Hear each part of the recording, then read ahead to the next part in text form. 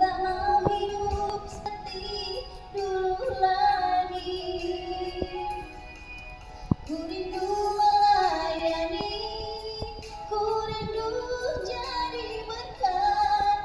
Masuklah aku dalam rencanamu.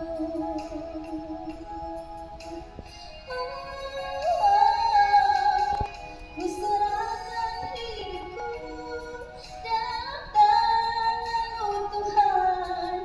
Ku tak mau hidup seperti dulu lagi. Ku rindu melayani, ku rindu jadi berkat. Masuklah aku dalam rencanamu. Masuklah aku dalam rencanamu.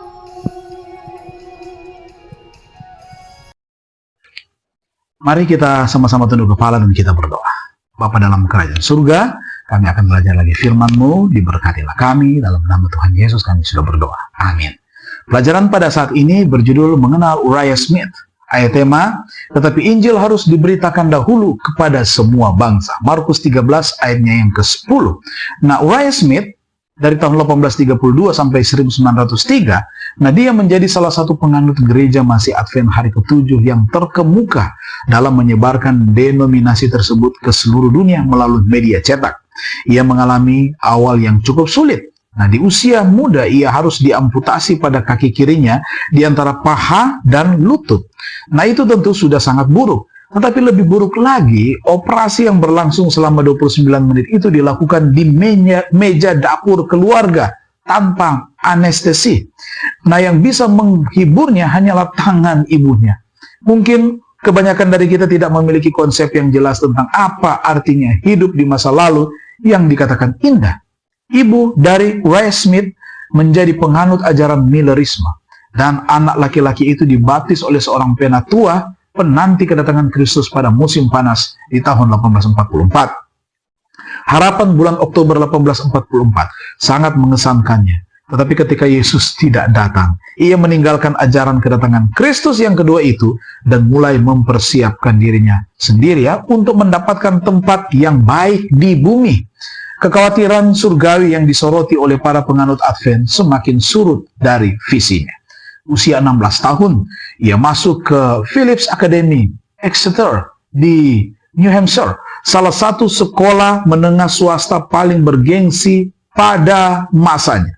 Banyak tokoh hebat di negara bagian ini yang tamat dari sekolah tersebut. Nah, Uriah seorang pemuda yang ambisius itu berniat setelah lulus untuk masuk ke perguruan tinggi Harvard.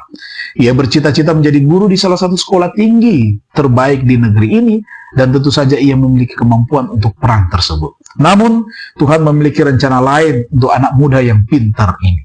Begitu pula dengan ibunya.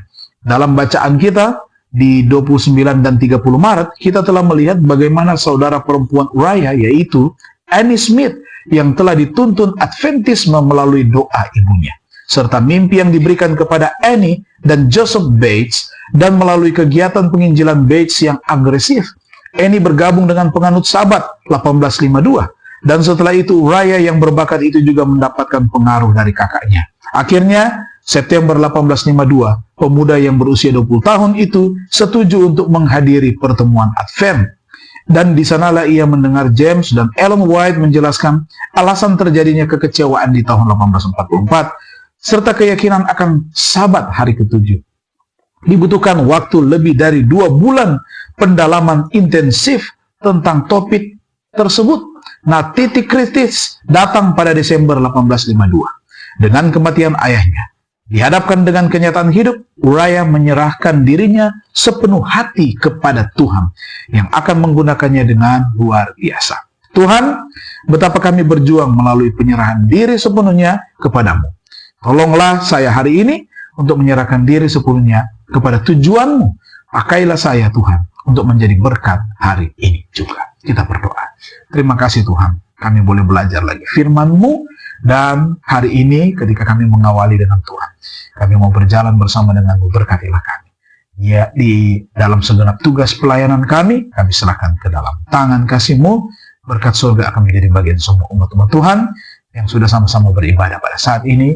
Dalam nama Tuhan Yesus kami sudah berdoa. Amin.